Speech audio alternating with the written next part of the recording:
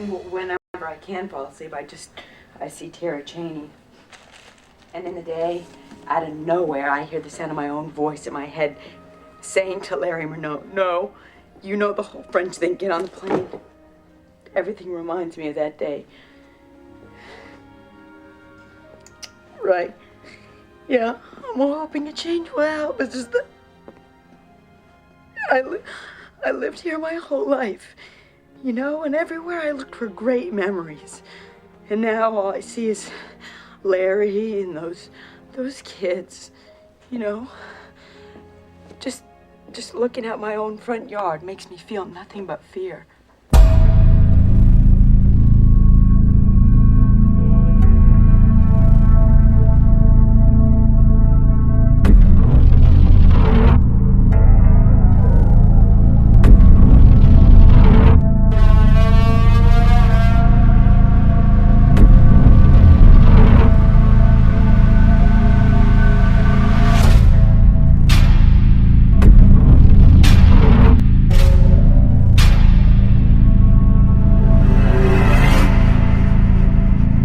Hey guys, welcome back to the Blood Mike Rum Podcast. I'm Ryan from KolschPlantation.com, and I'm joined with my co-host Martin. How's it going?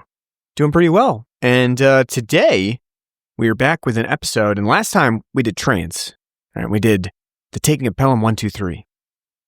Today we're talking more about planes, and specifically plane crashes, plane explosions. It's not the main, the overall crux of the film, but it certainly does play a big part in it. And I don't know. I think it's fun. Now we do these little themey type things that just happen to crop up for us. Nice and happenstance. That's right. Yeah. It's not, it's an accidental thing, but works out quite well, And again, go listen to our Planes, Trains, Automobiles episode. We did that, I don't know, 3 years now? 4 years? I can't even remember. I think it's been even way longer. Could be. I lose track. I think. Well, I think we did it at post-Dutch, right? It's post-Dutch. Yeah, no, you wanted to burn Dutch for the first Thanksgiving.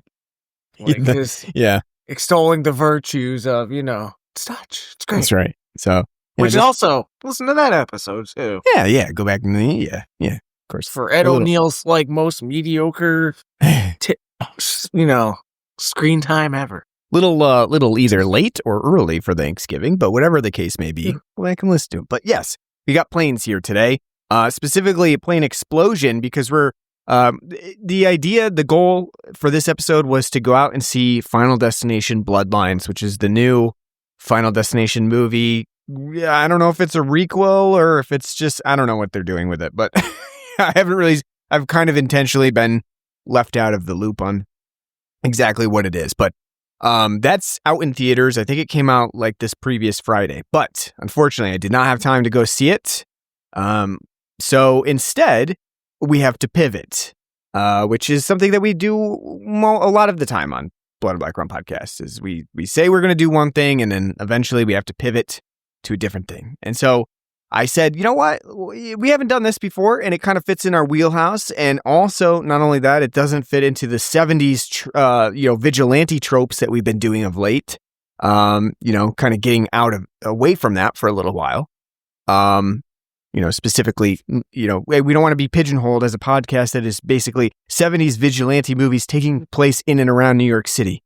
This is kind of a very specific type of podcast. So, instead, I said, you know what, let's just do the original Final Destination. It's not something we've done before. We've done 90s slasher month, but we did not venture into the 2000s. Which I do think was in May, so. Yeah, so it's a perfect time. 9 years ago, so. Yeah, I'm not saying that we're going to do all 2000 slasher movies, but again, this movie was at the tail end of the slasher. Well, I guess I wouldn't say tail end, because they did extend quite far into the 2000s even. And some may say it never ended. But there was, they just remade stuff. Yeah, that's right. They just keep it rolling. It's like the zombie movie too. It's just it just keeps rolling. But yes, Final Destination was, for all intents and purposes, I believe it was shot mostly in 1999. It took place around that time. Came out in 2000, March of 2000 to be specific. And that specificity is pretty important because one thing I wanted to touch on is the fact that very serendipitously, strangely, this Final Destination releasing in March of 2000 really coincided with the release of the Family Guy episode of Death, which is Death is a Bee, in season 2, which was also in March of 2000. I think it happened like 2 weeks after Final Destination was released in theaters, which is just strange because they are so close together in terms of ideas. I just find it interesting that just happened to be the case at that time. And not only that, but it is one of the better episodes of the early Family Guy saga, especially because Norm Macdonald does voice Death in that episode. I believe like Adam Carolla does it later on, but for that episode specifically, it was Norm. Yeah, which is great because Norm has always been great. That's right, and he has you can't really, when you hear his voice as Death, like you just know it's Norm. So very very iconic. But yeah, it's just strange. There's that correlation between the two, but I guess it does make sense considering the fact that Final Destination does play off of the idea of like either predestination or fate or some sort of like designated time frame in which you die. It's kind of the same idea. And so back in 2000, we would have been like 10 years old at the time, somewhere around there, 10 or 11 when this released. Yeah. I do remember it releasing. I didn't, obviously I didn't like see it in theaters or anything like that. I do remember, I believe my parents rented it though. Cause I specifically remember that scene with, Ms. Luton where she's killed in her kitchen and the whole thing catches fire and then the knives falling on her. I do remember them watching that, but, I didn't really watch it in depth at that time. Seen it once since, before, this episode. So not really well versed in Final Destination or the series for that matter. I think I've seen 2. Don't really remember it that well. And I definitely just remember the opening of 3, but I don't really remember anything else about 3. And I know that's all I've seen of the rest of the series. How about you? Do you have any, early encounters with Final Destination? The only that it's the same for me as it was for you. I've I know of the series. I'm aware of its existence. And the premise. Yeah. I've seen the first film like maybe twice, like back in high school on TV randomly. Like it might have been on like AMC during like a horror fest. And I saw like the second one maybe once, and just like you said with the third, all I know about it is the roller coaster sequence from the opening. Yeah. But it was just never iconic, something. I mean. Yeah, it was just never something though that kind of never saw like this is something you kind of go see. And the fact during this is like all those sequels are getting pumped out in the mid 2000s, like. They must have been done on like the most shoestring budgets to bring back just enough back to warrant a sequel. Because if you think about it, it's like right in the heyday of all the torture porn and Saw and the Rob Zombie bullshit and the remakes of these slashers trying to make them more, gritty and real with, Michael Myers becoming a human, just a redneck boy, I do think it's interesting because, like you said, it is a more minor series of films, but at this point, we're up to number 6 in the series. I think Final Destination Bloodlines is number 6, which kind of strikes me surprising, especially because I don't really recall 4, and I do, to a certain extent, remember the Final Destination releasing, I should say, the Final Destination, isn't that the way? Isn't that where Jason dies? Exactly. Isn't that like the equivalent? Like, I guess folks, so. Like I said, I didn't watch it, but I think you're right. It's like this is where Death is sick of this now. Okay, he's done with this bullshit. Stop trying to avoid him. Yeah, exactly. So it was the Final Destination. That's it. Game over. Yeah, I just find it interesting that we are already up to number 6, because I do think this is much a more minor entry in the horror franchises, and yet it's done fairly well for itself. And Bloodlines is kind of a big deal apparently, from what I've seen. People are interested in it, so it's just interesting to me that it's been such a minor type of franchise, and yet we're returning to it. I do think it has a lot of, like Saw, it has a lot of ability to continue on because of the way that they've implemented, and we'll talk about in this movie, but the way that they've implemented like trap-like things that occur is just like, a Rube-Goldberg invention of things that happen with people in the Final Destination franchise. So I think there is like a lot of room to play around with that. So it does make sense that it continues on as a franchise. But yeah, we'll talk about that as we get into the movie. Well, with the main, anything else you want to add? Sure. I was going to say, well, with the main villain being Death itself, the Grim Reaper. Yeah, it's literally a perpetual motion machine of films. Like, you can't kill Death. So like there's no stopping it. And I do like, and that's another interesting element that happens in this movie, in the Final Destination series, is that like you do have, it's not really even a personification of death because it's not a person at all. It's just more so like a presence. And so, yeah, and again, you have to think about it as like, how long can you prolong death itself? It's going to happen to these people in this movie. So you kind of have that from the outset of the Final Destination movies. And it's kind of just fun. It's just, it's a fun way to spend 90 minutes. So, all right, let's take a break real quick and talk about the beer that we have on the show today. Or the beer that I picked out for the show. And it's specifically one that I was kind of afraid of. It's like looking at it and just contemplating my life flashing before my eyes, like, do I really want to try this beer or not? But it's one that has kind of stood out to us since it's been announced. We've had a number of these types of beers on the show. They're a series from Ommegang Brewing Company, which is up by us in Cooperstown, New York. They generally release Belgian-style beers, but the OMG series is a way for them to kind of get away from releasing Belgian-style beers and try to, do some more experimental or some collaborations. Or what did you say? I was going to say collabs. Oh, yeah, collabs, yeah, with other breweries. So the OMG series we've been trying to follow as much as possible. Occasionally we don't get some of the releases for whatever reason. And surprisingly, sometimes we just don't get some of the regular releases from Ommegang either.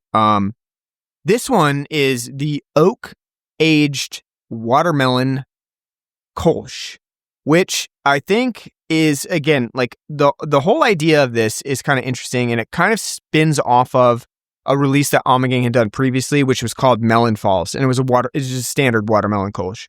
We did not get that one. For whatever reason, that did not come around us. So we didn't get to try it, but I do remember seeing that it was releasing and thinking, that's interesting, because I've had a number of watermelon beers, and I would say none of them have been a standout where I was like, you know what?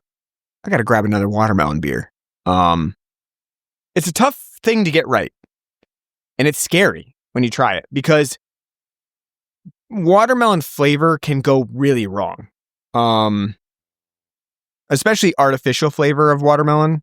It can be really nasty flavored, bitter. I don't know. There's just a lot of things that they can go wrong with it. And so putting it into a beer is also very susceptible to not being good.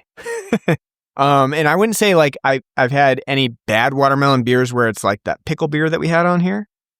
But, again, they just really have not made much of an impression on me. And I guess we should start by asking, do you like watermelon? Yeah, but it's not anything I go out of my way for. Like, people like to have, watermelon like during the season. Mm-hmm. During the summer, it's nice and refreshing because it's just basically slightly sweet water. I like it, but I'll never go out of my way for it. I kind of view it in like the same way as like cantaloupe and honeydew. It's just, Yes. A vessel to be, juicy water with some sugar. Yeah. Yeah. I mean, I agree. Again, I wouldn't go out of my way to get watermelon specifically either. It's not my favorite fruit. It's not my favorite summer fruit. I do think that it can be refreshing if it's on a hot day and you're just like, let me crack into that watermelon and grab a slice here and there. But it's not something that I'll come back to over and over again, especially if there's something like more flavorful. I think it's annoying as well sometimes. It's messy. You have to eat around the seeds. There's, the rind that you have to manage. Cutting it is a pain in the ass. I don't know. Just like the whole thing is kind of just, and there's other tropical fruits like that too. Pineapple is, another pain in the ass to cut and manage, but it's delicious though. But it has much better flavor to annoyance, ratio. Yeah. Plus, exactly. On a pizza, you're not putting, you're not pairing Canadian watermelon pizza and Canadian bacon. Yeah. No. Yeah. You got nice ham and Hawaiian. Ham and pineapple pizza. Yeah. Delightful. So I think we would say we are friendly with watermelon, but it's not our favorite thing. I would say so for this watermelon Kolsch though, this oak barrel aged one, pretty good. I definitely enjoy it. I think it has a refreshing quality to it. It's not super artificially watermelon flavored. It definitely does taste like a real watermelon. Watermelon is prominent in the flavor profile as well, especially in the beginning, part of it. The oak is present, and I think it does kind of enhance the watermelon flavor a little bit, but it's not like super oaky to the point where you're thinking like, oh, I'm drinking like a bourbon barrel aged beer, which I was also kind of concerned about with the oak barreling. And then also, like one thing that I noticed when I started drinking this is that it had a kind of a bitterness to the end of the taste, which reminded me a bit of like rindiness, or like if you left lemon rind in your water too long, like if you have a, lemon slice in it, it can sometimes get really bitter.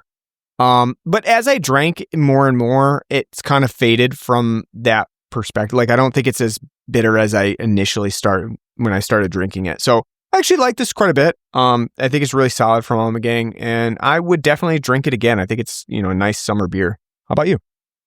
Yeah, I was pleasantly surprised. Also not being a giant, watermelon fan, and as like a, mix with things, and the fact that it's oak barrel aged, definitely got me nervous because I'm not a big fan of those, barrel aged beers, especially with like something that's like a Kolsch. It's supposed to be, light and refreshing. You don't really want like a overly alcoholic, oaky taste to it. But it is really good. It's very crisp. It's really easy drinking. The watermelon is very present, but it's not like artificial. It doesn't have like a candy taste to it. It's nice and juicy. Goes well with the beer. I don't really notice at all, like I said, like any of that oak aged process on it.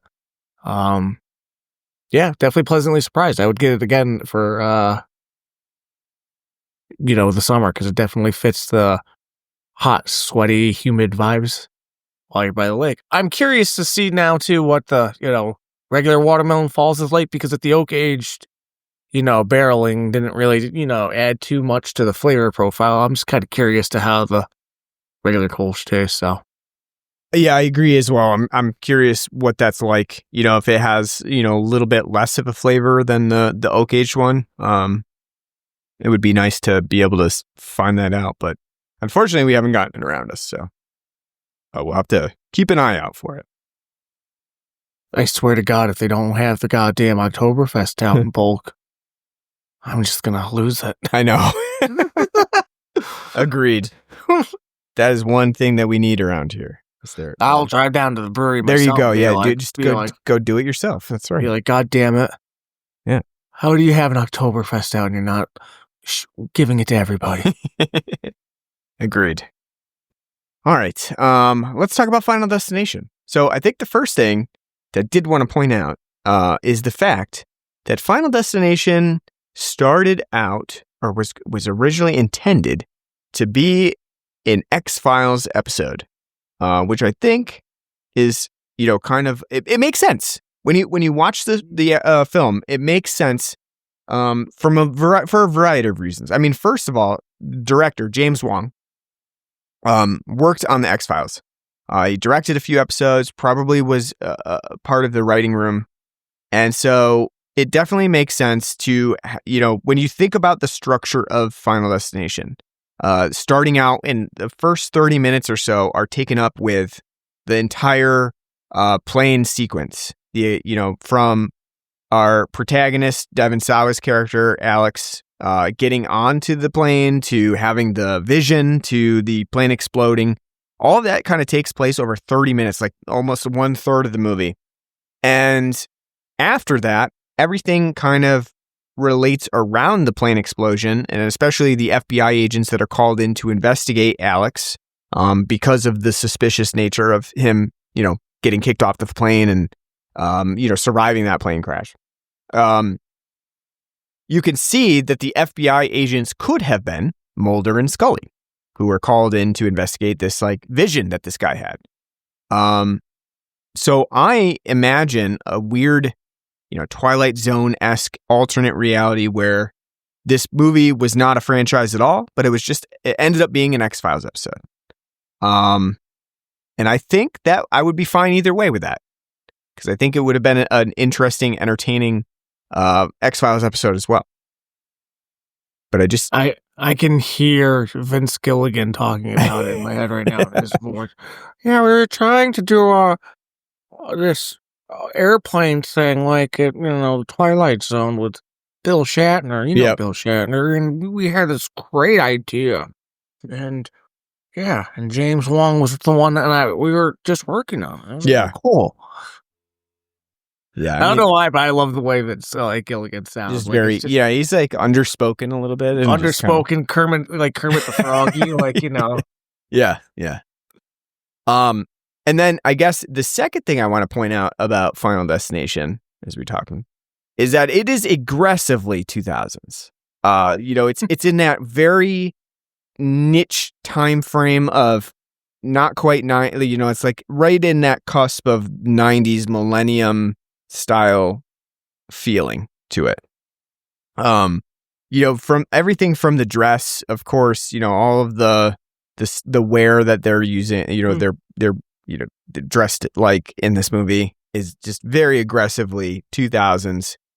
You've got Devon Sawa's hair in this movie which is the most staple late 90s, early 2000s boy's haircut. Hey, I got a short hair. What if I put some gel in it? What if I just push those bangs right up? You know who used to do that? Who? This guy. Yeah. Yes. I mean, I think every boy at one point experimented with that style, because I feel like I did too.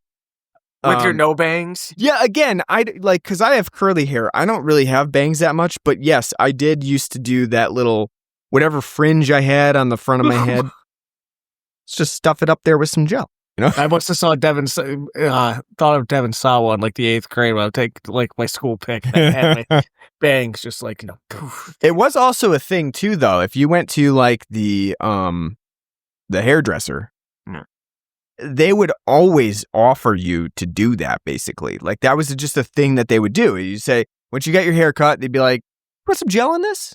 And then, if you were a quiet, soft-spoken, shy person like me or Martin, you would just be like, sure, whatever you think, and then they would just spike that front up. So I feel like, it was ingrained in men at that time. That's just what you do. You spike your hair like that. But yeah, that was definitely a late 90s, 2000s thing that I mean, even I did it for a little bit. So just fun to point out. But then not only that, you've got people one of the characters' names is fucking Carter. Such a 2000s name. Wow. Okay. So we're giving shit to Carter, but not Clear. No, Clear also drives me absolutely insane, because we're Clear. I'm going to say the movie's 96 minutes long. For about 85 minutes of it, I thought her name was Claire. And I'm thinking they're saying Claire throughout the whole movie. And I got the subtitles on. It does sound like they say Claire. Because they kind of have like a little accent going on. It sounds like they're saying Claire. And I'm looking at the subtitles. I'm like, why the fuck are these subtitles wrong all the time? They just keep saying Clear. And then what do you know? I go check IMDb. No, it's Clear. Her name is Clear. For whatever reason, somebody, and then when you think about it, you're like, no wonder her parents are dead. They made poor decisions all over the place. They named their daughter Clear. Okay, no wonder her parents are dead. No offense. I thought the entire time too, like the way she looks, like in the haircut and stuff. I thought she was like the person who plays like Dexter's sister in Dexter. Yeah. I was like, is that her? It kind of looks like it, like the face of disgust she kind of makes. I can't believe the doctor. She kind of has a presence to her in this movie that was pretty common for the 90s, 2000s, where it was not like it wasn't the girl next door necessarily or the goth chick, but it was something in between that where it was kind of like the smoldering, sultry, mysterious girl that I feel like a lot of movies did. Our Lainey Briggs. Yes. Exactly. Rachel Lee Cook. I can't believe it. She paints and wears overalls. Well, yeah, in this case, she lives by herself, which is another thing that movies love to do at this time. Sydney's parents, Sydney's dad was never killed or anything, or neither the mom. They just weren't there. They just weren't ever around, They were going to key parties too often, but I do think it's funny because this was a thing, and I don't, was this common in bigger city areas and we just didn't experience it? Was there kids who just were like, I live alone. Who's paying that mortgage on that house, and keeping the dog fed and all this other stuff? Exactly. I just live alone by myself. She's also soldering, a bunch of metal artwork together. Yeah, she does a lot of welding, and that's how she dies. Actually, welding accent. Yeah, that would be definitely more expected. For sure. It was just die of welding. This is definitely a sort of a dangerous undertaking, but especially for a 17-year-old kid. But yes, this movie is so aggressively not only that, but just everything that you see, the computers, looking up newspaper articles on the computer to just everything about this movie is so 2000. It's and it's fine because I appreciate it. I'm totally cool with that aesthetic. But think how far we've come since hackers for computers and the internet. It's true. It's not like this. Wow! If I sit here and type on my keyboard really aggressively fast, it means I know what I'm doing. Wow! This kid can type 20 words a minute. What typing speed? He's going insane. I know. He's using hotkeys. Wow. And not only is it just the idea of, the dress and the stuff that you see in this movie being 2000s, or late 90s, 2000s, but you also get Sean William Scott in this movie. In his only not a douchebag role that I can think of. Yeah. I mean, this is hot off of American Pie. And he's oh God, what's going on here? You guys are all being douchebags. Oh. He's going for a very kind of dorky almost. Yeah. He's almost playing it straight kind of. I mean, he's a goofball, but he's playing it pretty straight in comparison to someone like Carter's character, Kerr Smith. Who, is way over the top frat boy douchebag with a Letterman jacket, that the film is presenting to you. So, I mean, it is interesting to see Sean William Scott in this sort of, role. But he fits it works well. Before American Pie, if he had his break in 97, I could totally see him being casted alongside, Freddie Prinze Jr. and, those types for these types of movies because I mean Definitely more of a presence than fucking Justin Long with his death sticks. Selling death sticks. What about so and again with the 90s 2000s, this movie makes a lot of references to John Denver, which the poor guy had not just been dead died for like probably when this movie was getting made, it was like 1 to 2 years after he died. You know what's funny? It's probably in 97. I was thinking 98 is when he died, but no, 97, late 97. But imagine, like, during production, they got, like, I'm going to put a spell on you, like, something like that. And then John Denver went crashing in his fucking airplane. What if we just start playing Rocky Mountain High? I know. It is like a nice touch, though, like that, his premonition for, like, the fucking... When he's taking a shit in the... Yeah. Which, taking a shit in the bathroom. I have a question for you about that. Sure. Him and his buddy taking his shit before takeoff. Are you, when you're shitting, a boxers, like, still around your thighs guy, or are they down at your ankles? I'm a around my ankles guy. However, with a caveat that, like, he's in a public restroom in the airport, right? And so I would say that it probably in that scenario where you don't want your pants and your underwear to be touching the, like, potentially really gross bathroom floor, you might keep them somewhere in between. Listen, that JFK bathroom floor was pretty sparkling and spotless. It was, yeah. But I would say in general, at home, around the ankles.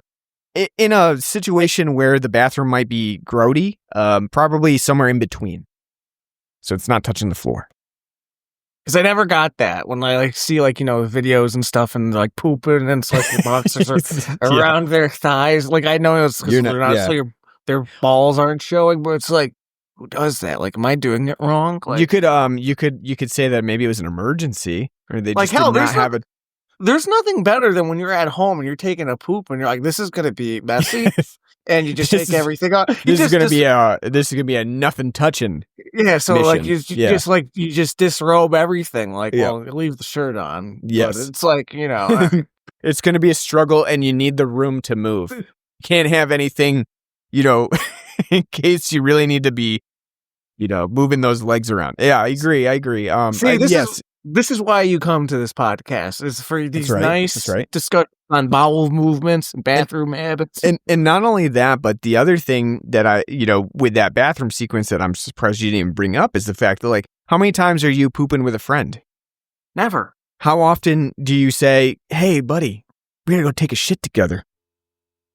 Listen, that would be like, that for me, I mean, not like even with you, I would probably just be like, hey, I'll be a second. You come in after. If you got to poop too, why don't you just give me some space right now and then you can do it after me? Whoever's got the most emergent poop should be going first, and then it'll be a take turns situation. I agree, but like I said, I just like I've just like gotten over my pooping in public phobia. I'm doing it on the regular now, fine and dandy. No, just let it rip. But I totally understand that because I like the solace of like my own bathroom. Yes, and people, it's like, well, why not? What's wrong with public bathrooms? And it's like, one, it's if there's other people in there too, the smell of other men who eat nothing but like raw beef and Monsters and Red Bulls, that's not a pleasant smell. It's kind of distracting. It's very true. And the toilet paper is always something akin to like 15 grain like sandpaper. Just, rips your poor asshole apart. And I'm getting older now. My asshole is weak and needs to be nurtured. There are a few things that you skimp on and go cheap on. Toilet paper is not one of them. It's true. I agree. Again, come to this podcast with more riveting. That's right. Toilet bowl talk. You also had one that you wanted to bring up. What's that? Another fine talking point of the podcast. What the reading material? Oh yes, yeah. I mean, I was gonna this is fine to bring up now. Yeah, so later on in the movie, Devin Sawa's character, Alex, is, he's kind of bored and he's thinking things through. And, every now and then, a dude, when you get too pent up, you just, you want to go for that porn reading material. Listen, after 3 of my friends die, I know I want to be. That's right. And you just want to let go. So, So yeah, he pulls out a penthouse, and hard hitting material over here on the podcast. I did my research, and there is a copyright at the end of the movie, so that I happened to catch. It's Penthouse 1997, and I looked it up, and it was I think I said, what was it, February 1997, which was the issue of. Hold on one second. I have to look up exactly. I can't remember the actual model at this point, but I do have it. It was Monique Nobrega, which is on the cover of that Penthouse February 1997 issue that he has in this movie. And interestingly enough, in that issue, I just find it interesting that, back in the day, they were just writing about the proliferation of Viagra and other types of potency pills. So that's where we were back in Final Destination days, 1997. I like too that he was also very studiously, reading the articles too. Yeah. I'm sure that's what his main intention was. Maybe they had an article on plane crashes in there because he was, at this time he's doing a lot of research on plane crashes and look, he's basically doing more than the actual people studying the black box are. Because basically the FBI is just, after that crash, you're like, I don't fucking know. I don't know what the fuck happened here. No one knows. It's probably that kid. That kid's creepy. It's probably that kid. And so he's doing more research than them. He's he's got little graphs and things that he's looking up on the internet. So maybe they had a good article about plane crash. Very nice number 23 of him sitting there drawing a pattern. Yes, yeah. Yes. Just need Jim Carrey going, 23. Top secrets. So I guess before we get too far into everything else, though, what do you think about that opening plane crash sequence? Because, like I said, it's it's about 1/3 of the movie that takes place of getting to the plane, setting that up, and then the plane explosion and everything. How do you think that the film does with that? I liked it a lot. I think it's a really good setup. I mean, what a time to be alive pre 9/11. No. Sure, just waltz in. The right whole class is getting there 15 minutes early for their flight. It's it's Home Alone 2. They're not coming back from there. Yeah, right. Yeah. But yeah, just having 40 kids being, thrown onto this airplane, schools doing class trips like that still. And they're affordable. All your friends hopping on. The kid doing a plane inspection, seeing all these things falling apart, and nobody notices. That is great. I mean, he's sitting there, what's going on? It would be nice too if nothing actually happened and he's just pointing out things that are just bad about this plane. Which again, who's ever heard of Volay Airlines? I don't know that particular airline. They never managed to take off after this film. Yeah, exactly. Volay Airlines existed for a small portion of time, and after Final Destination, the publicity was just so bad that they were like, you know what, we gotta. I'm really proud of that dad joke. But I do love though. I think that's like you were saying with the inspection though. I feel like that's pretty realistic too, and I think that it adds to the film's initial setup of being very relatable for people, especially even now.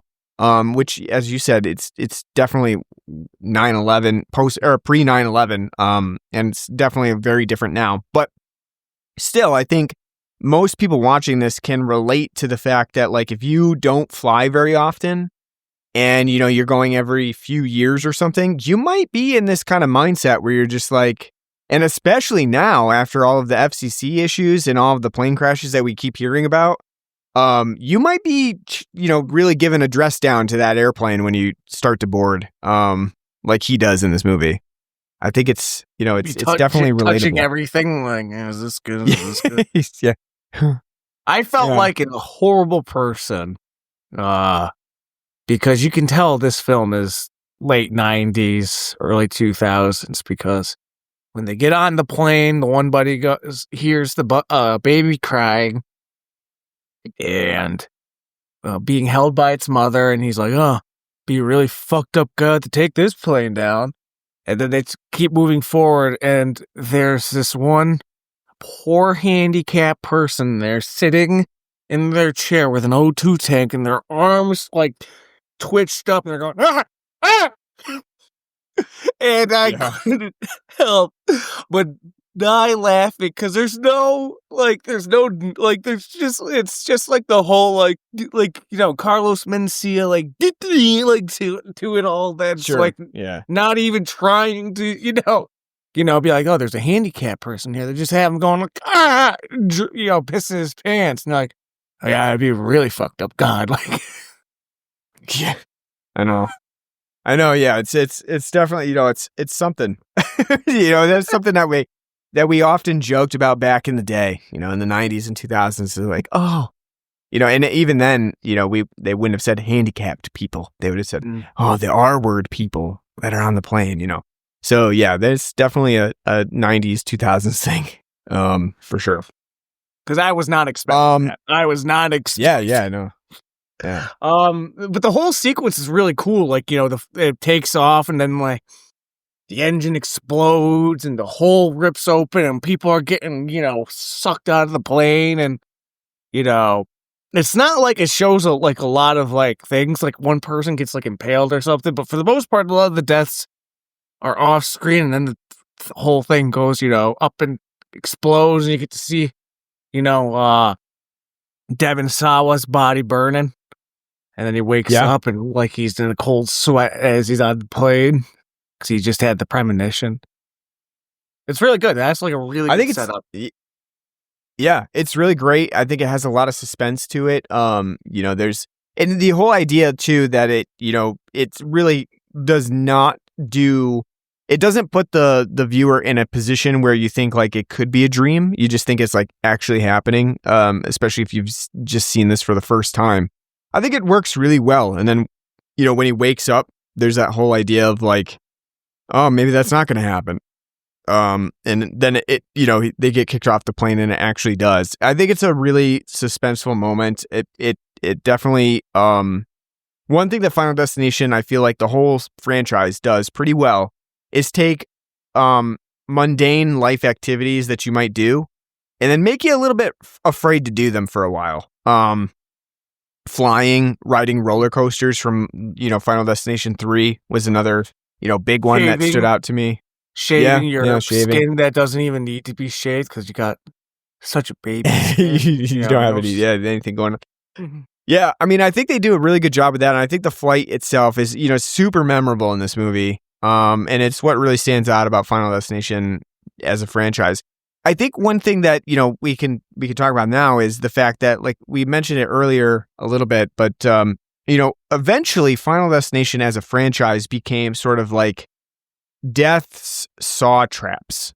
The Rube-Goldberg machinations of things that are occurring that you might not initially think will be your death sentence. Like, hey, I just dropped a bunch of ice cubes. I'll clean them up later. And then, you go slip sliding around and fall on a knife blade that might have been, landed right side up. Stuff like that is kind of the way that it's progressed. I think in Final Destination, you definitely see that occurring with the, the Rube-Goldberg-esque elements, but it's a lot more simplified than it is in the later movies. And I think that it kind of works to the movie's advantage, because again, this movie is pretty simplified when you think about where it's kind of had to progress to. And I like the fact that you can go back to this original and see the genesis of everything else that would come after it. That, it still holds up very well as its own thing in the franchise of where things started. I think, again, with the kills are nicely spaced out in this movie. That's like 94 minutes. They're nicely spaced out to the point where like it's very consistent. You know, every like 15 to 20 minutes, you're going to get another kill. But it's not overloaded either, because that's another thing with slasher sequels that they tend to do is they tend to just have to overload the film with a bunch of secondary characters so that they can kill them off. And this movie doesn't really do that.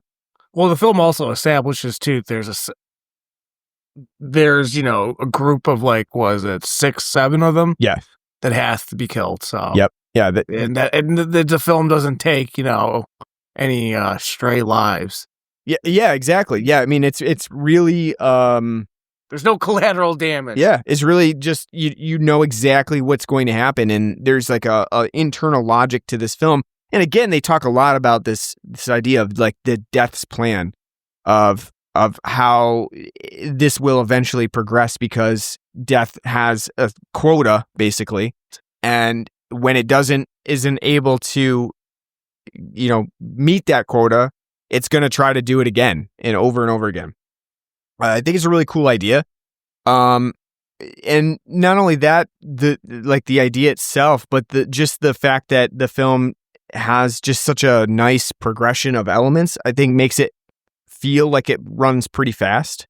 And we didn't even talk about the fact that this is effectively a slasher movie, but at the same time, it is one that is a kind of a unique premise where it does not have like an actual physical killer. There's no, you know, corporeal presence involved. It's just death as a, you know, shadowy figure that kind of floats around behind the scenes doing this. It's really a cool premise to kind of envision death this way. No, I think like again, like the premise is really good, and I'm going to piggyback off what you were saying earlier. This film definitely seems like it has the Saw franchise, which even though this is before Saw, but like it has like the as a franchise, it would probably develop that kind of same problem of like, oh, we got to see all these people die in this big setup, you know, so people expecting the thrills and the machinations to be even more outlandish and, you know, ridiculous, and just become more and more spectacle. I think like some of the kills in here I like when Todd, you know, is hung, like basically hung in the bathtub. That was a good one. That one worked. Poor Mrs. Ms. Luton. She fucking, that, it was way too much of a Rube-Goldberg shit for me. Like that was like too, you know, it's pretty ridiculous. brutal though. Like it is, but like the fact that it's like house is burning down, knives falling into her, this, that. It's like just like Jesus Christ, like, you know, it's just that one was like too much. But like the one where Sean William Scott, because you know they save Carter, and then like the remains from the train come flying up and like take decapitate Sean William Scott. That's awesome. Like that was really good. But I think like I think simpler works better. And the surprise, like again, like Terry's death works so well because she just steps into a crosswalk and a bus, you know, takes her out. You know, I think yes, those types of kills would be a lot more interesting.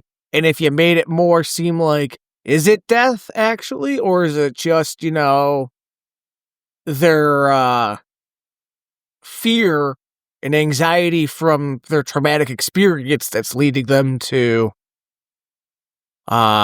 be killed. Yes. I think that would make like probably for like a more interesting idea. I mean, because yeah, even though like we haven't even talked about it yet, the great Tony Todd's in this movie. Sure. Yeah. He's basically the Grim Reaper. Yeah, or like a Ralph sort of thing from Friday the 13th of the Harbinger, basically. What kind of mortuary has like that fucking stained glass roof that lifts off like a Batman style like criminal enterprise too? That took me by surprise, where they, you know, when they're sneaking into the mortuary and they're like, you know, the roof comes off, they take like a roof window off, slip down through the roof. I was like, wow, that's you're going to be paying top dollar for, being cremated or, chemically drained in this mortuary. It struck me. But I think, so yeah, like is talking about Tony Todd again. Tony Todd in this movie 2000, he's, fresh off of the Candyman franchise, kind of making his rounds around lower budget films at this point as well. I think he does a pretty good job here, though, as like I was saying, like kind of like a Ralph Harbinger of saying like, kids, you're gonna die, death has a design. And I think it comes pretty well from a mortuary person who kind of sees death every day. You don't want him don't want to go down that road. Yeah, basically. I mean, a lot of bad things happen up on that. Don't go on fly Volley 109. It's basically what he does. Interestingly enough, too, he is in the new Final Destination Bloodlines. I believe it may be his last film that he actually shot. He is in that movie. He has a cameo. Kind of interesting, but yeah, it's I think the idea, like you mentioned, specifically of these things that seem like they could be accidents, that are maybe precipitated by the fact that you are much more sensitive and heightened about death because you just survived a traumatic plane explosion. I think that's a really interesting concept that Final Destination does touch on in the movie. Especially when it comes to like the FBI agents investigating Alex and stuff, they kind of mention the fact that like, are you sure you're not just like, having PTSD from your like survivor guilt of, surviving this plane crash and then taking it out on these other people that also survived with you. I think it's a cool idea because I think that Final Destination does bring up, for all intents and purposes, especially as it got more ridiculous throughout, with its, way that it manifests death. I do think that it offers an interesting perspective to people who sometimes have to deal with death early for people that they were not expecting, especially because death can come at any time. And, there's always that sense that every day could be your last day. You never know. You could step on a plane and you think everything's fine and it's not, and you die. I think that it offers an interesting perspective there. And I really like the idea of it itself. That just like, and I wish it did make it a little bit less clear or more ambiguous that if this was truly death or just like sort of freak events that are occurring, because I think that would be a little bit more interesting to kind of parse out, in terms of, sometimes freak accidents do happen to people. Maybe not consistently or coincidentally like in Final Destination, but they do happen. And I like that approach to the film. I think that the movie does a pretty good job, as you said, of setting up these kills and yet not making them too samey either. One of the things that I was concerned about was, you mentioned Carter's girlfriend gets hit by the car there, pretty freak accident-like, and it just comes out of nowhere. I was afraid that the same was going to be true of Sean William Scott's character when he gets hit by I thought he was going to get hit by a train, right? Like there was going to be like a little, outcropping on the train and it would just hit him and it'd be like a very samey sort of death. But instead, there's that cool like little shrapnel that shoots out from underneath the train and ends up decapitating him instead, which I like a lot. I think the variety here is the spice of Final Destination. Just adds a lot to the proceedings. Because again, you go from that, excuse me, and then clear, when death's chasing her, it's literally like, this is like you could play like Benny Hill music the way yeah, the way that electricity, especially with the wacky, wavy, flickering electricity inflatable line. Inflatable tube man, like yes, and it's the same thing too with the ending. Like the ending's like when they're in Paris. Good God, that's so stupid. Who's next? Because if you cheat death, then which is also a stupid thing. Well, if you cheat death, then death just moves on to the next person for the time being. So it's just like playing cheat death tag. Like, sure, that's kind of lame. And now, not only that, but the film has to kind of conjure up this convoluted scenario of, as you said before, Alex creating this diagram of where everybody sat on the plane, and it has like a dynamite charged sequence of events that he's like, well, the explosion happened over here in seat 7C, and then it would travel over here down the aisle to seat 5A, and then just play the Mission Impossible music, like dan dan dan dan dan dan dan dan. Yeah, it's like death didn't set C4 charges on the airplane. It was just like the plane exploded. I don't know, people got sucked out in seats, and the plane just combusted. Basically, there wasn't like a design to the way that it killed everybody on the plane. But anyway, I mean, I guess it sets up like a nice little cohesive storyline, but. I'm okay with it. I feel like Final Destination is a movie you watch and it's just kind of fun. It's just, you don't really, you could think a little bit harder about it in terms of death being at your door every day. You're potentially just one step away from death, stuff like that. And I do think that in a certain way, it did set a precedent of thinking about these weird freak accidents that probably, risk adjusters are having a field day about, because they're selling life insurance to people, and you never know, you might just nick yourself on a razor and all of a sudden you're just dead in your bathtub with a toaster in there. You might as well buy this $1 million policy. But I do think that it had a lasting impact on certain people, on how they felt about these weird accidents. But it is just overall a fun movie to just watch and enjoy. And I think it does a good job at just doing that. I agree. One last thing to kind of talk about. What did you think of the music? Score? Score's pretty good. Overall, I think it has a nice brooding concept to it. For the most part, thematically, it doesn't have surprisingly, it doesn't have that many tie-ins with music, actual popular music at the time. Which was a thing that, most movies at this time, especially New Line movies, did a lot. But the end of the movie has that really weird tune from, I think it's Joe 90, I think is what it's attributed to, the credits tune, which is really on the nose, someday you might die, and it's gonna be death at your door tomorrow. And it's the lyrics Final destination. Yes, exactly. The lyrics are very on the nose, blunt, if you really listen to that credit scene. But yeah, I think overall the soundtrack's pretty good. I think it sets a nice grim tone to it, but not super over the top or too often used. What do you think? I like it a lot. I think it works really well.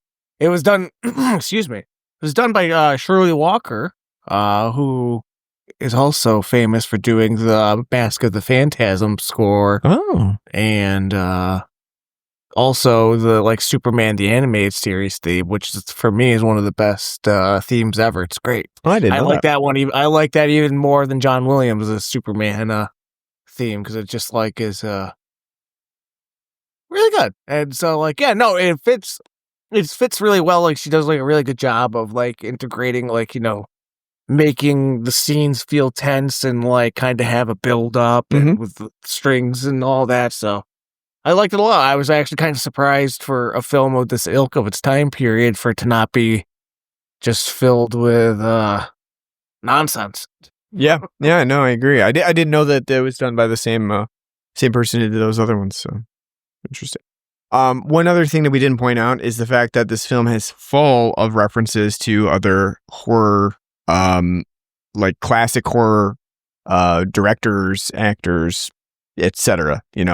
Everybody is kind of named after someone like that. So Val Lewton specifically is named after a horror producer from classic horror films.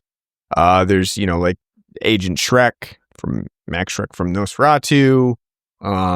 You've got Billy Hitchcock from obviously Hitchcock. So lots of things like that. Terry Chaney, Lon Chaney, etc. So that's another thing that I found interesting about the movie. Anything else you want to add about Final Destination before we take it to a rating? Well, I think that's all I got. Do you got anything? No, I think that's it. I think we pretty much covered everything. Yeah. So on a scale of 0 to 10 of Miss Val Luton's Kristen Cloak, she plays Val Luton, her horrible acting skills. What would you give Final Destination? Wait, you're giving this 0 out of 10 Val Luton's horrible acting?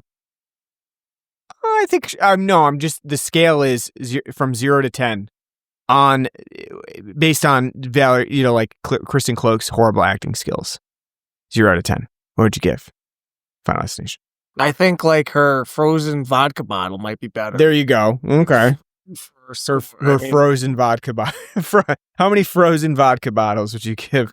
Listen. My tea kettle went on haywire and shitty, so I'm going from the tea to just straight. We're gonna have some nice fleisch. Or you know what, too? You could do. At this time, apparently, you had to be very careful of exploding shrapnel-based computer monitors too, because of her setting that vodka on the top of her computer monitor and it just like absolutely exploding in her face. See, that was IBM's commercial back in the day. Like IBM, we don't go up in smoke like Compacts. Yeah, exactly. Gotta be careful about that. Gotta remember, kids, back in the 90s, there was like, instead of like just 5 like producers of computers, there was like 35. Yeah.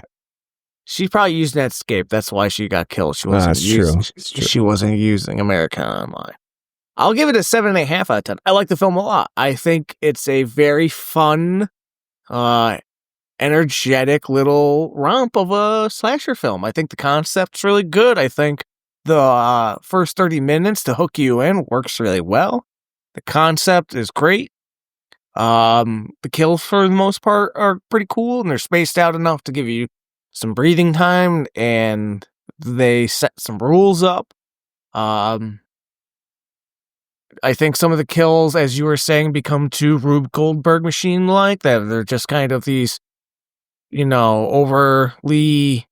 over-sophisticated contraptions to where, to get somebody to be dead when, like, keeping it simple would be a lot better. But I think it's a lot of fun. I think I was really pleasantly surprised by how much I liked it and how much I thought it held up.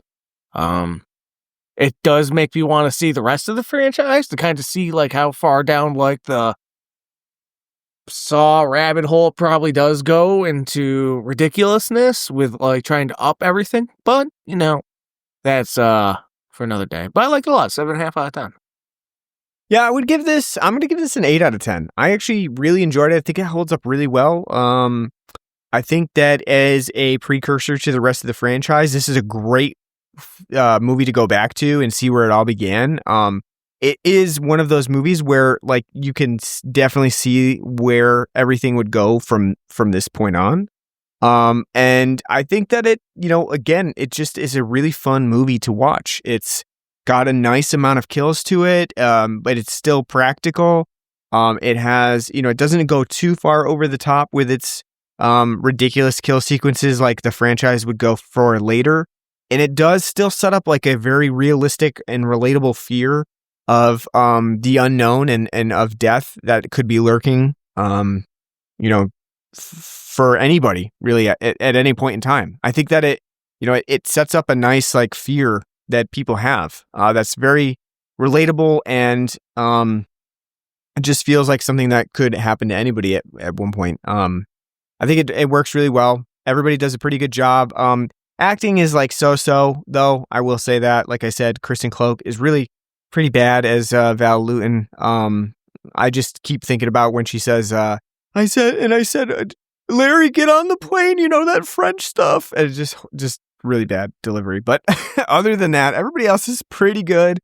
Kevin Sawa is basically Frankie Muniz. yeah, he can he's be. He's basically Frankie Muniz, and also doing the Kevin McAllister. I'm not afraid anymore. Yeah, and don't you love too how at the end of the movie when they go to Paris, everybody's dyed their hair blonde? Yeah, because Devin Sawa in this movie, he's like kind of like a dirty brown blonde.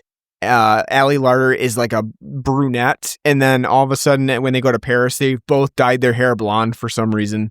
And she made her hair less frumpy too, instead of that. Yes, those bangs and her hair flying all around. Now she's got like hot curls, like it's like feathered and layered and everything. Yeah, I love that. But other than that, I think this movie's really fun. Definitely was enjoyable to go back to and see again. So 8 out of 10 for me. It's definitely, I think, one of the best in the franchise. And like you said, it does make me want to go and watch the rest of the movies because I'm curious what they do. All right. That's our episode on Final Destination. What do we got next? What's on the docket? Well, I was the one that kind of led us into Final Destination. So what are you thinking? True.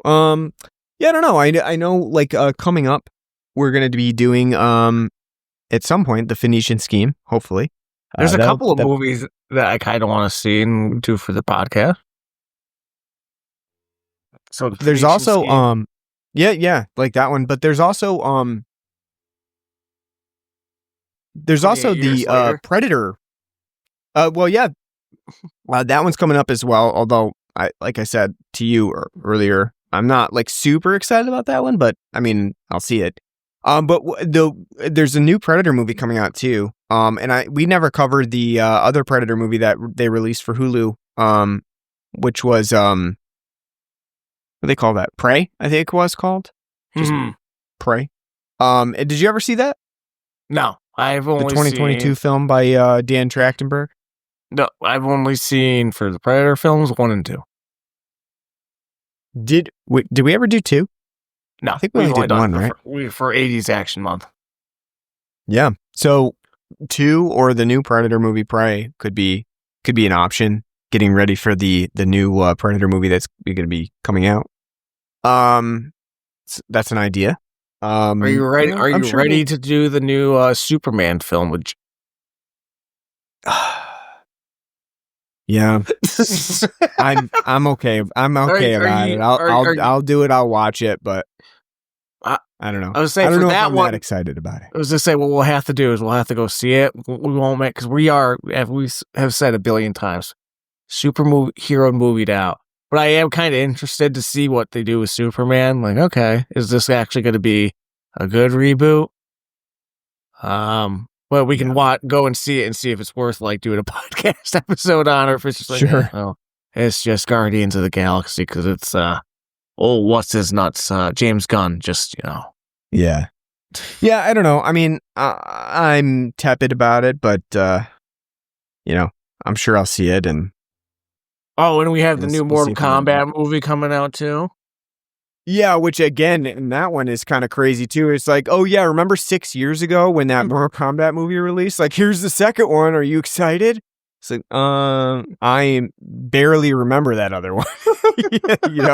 So, but I remember being very, well, that doesn't come out. I don't know, right around my birthday, October 24th. That's awful.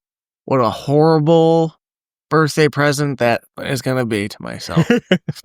Yeah. Is the first one. How? Yeah, Jesus Christ, it was 2021. Like, feels like forever ago. I know, yeah. Yeah, that's what I'm saying. It seems so long ago when that one came out. It's like, are you ready for another one? Listen to that episode for me going on an autistic rant. That was our first going back to the theater COVID. Is it over? Question mark. Yeah. Yeah, it was, wasn't it? So so we got a lot of stuff going on. Do we want to try to do for next month?